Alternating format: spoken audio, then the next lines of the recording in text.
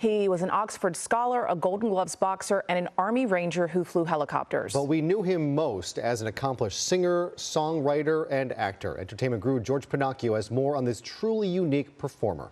Welcome to our YouTube channel, and don't forget to like, subscribe, and share the video. Kris Kristofferson possessed a multitude of skills.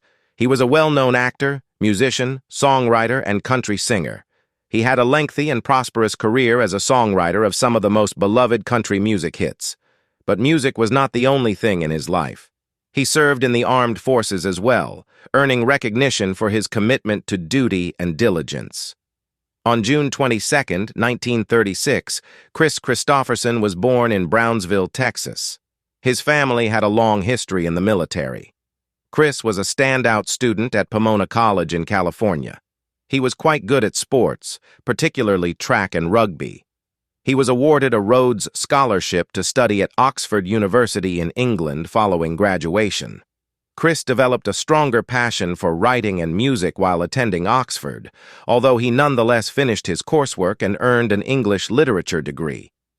In 1961, Kris married Frances Beer, with whom he shared 2 children. Nevertheless, their union was short-lived, as they parted ways in 1973. Later, in 1973, Kris married singer Rita Coolidge, and the two had a daughter named Casey. Divorce also resulted from this marriage. Behind getting married to Lisa Myers in 1983, Kris went on to have 5 additional children. In 1960, Kris enlisted in the United States Army following his graduation from Oxford. He went on to become a helicopter pilot and finished one of the hardest military training programs in the world, Ranger School. Kris started writing songs in his free time during this period. Even though Kris's military career was going well, he could not resist the draw of music. It was not an easy choice for him to leave the military and focus on songwriting. His father in particular did not think well of him. Kris, on the other hand, was committed to pursuing his passion. He left the service in 1965 and relocated to Nashville to pursue a music career. Though it was a bold move, it proved to be the right one. Long after the 1970s, Kris Kristofferson's career as a musician and songwriter took off, and he went on to become one of the most renowned people in Hollywood and country music. He started producing his CDs after becoming well known as a songwriter, showcasing his vocal and performance abilities even further. His second album, The Silver-Tongued Devil and I, 1971, featuring the popular song Loving Her Was Easier Than Anything I'll Ever Do Again, marked the beginning of his solo career. In addition to showcasing Kristofferson's distinctive voice musically and literally, the album solidified his standing as a talented storyteller in the country music industry. Kristofferson continued to put out successful singles and albums in the 1970s. Among his most well-known songs from this era is Why Me?, which rose to the top of the Billboard Hot Country Songs chart and became his biggest solo hit. The song's emotional depth struck a chord with listeners, and it's still one of his most well-known works. The Pilgrim, Chapter 33, another notable song, offered reflections on Kristofferson's life and the common path of self-discovery.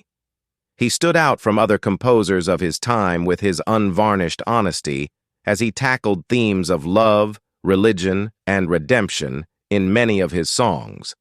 Besides his prosperous music career, Kristofferson left a lasting impression on the acting industry. His gritty, grounded character worked well on the big screen, where he starred in a diverse range of movies. Dennis Hopper's 1971 film The Last Movie featured him in a significant acting role. However, it was his performance in Sam Peckinpah's Western Pat Garrett and Billy the Kid, 1973, that made him a true Hollywood star. Kristofferson portrayed Billy the Kid, the notorious bandit in the movie, while James Coburn played Pat Garrett. Bob Dylan's soundtrack for the movie enhanced its cultural relevance, while Kristofferson's performance received high appreciation. In 1976, Kristofferson took on one of his most memorable roles in the remake of A Star Is Born, where he starred alongside Barbra Streisand. His portrayal of a fading rock star, John Norman Howard, earned him a Golden Globe Award for Best Actor in a Motion Picture Musical or Comedy. The film's soundtrack, featuring songs like Evergreen, performed by Streisand, became a major hit. This role helped expand Kristofferson's appeal to mainstream audiences beyond country music, and his rugged charm made him a sought-after actor in Hollywood.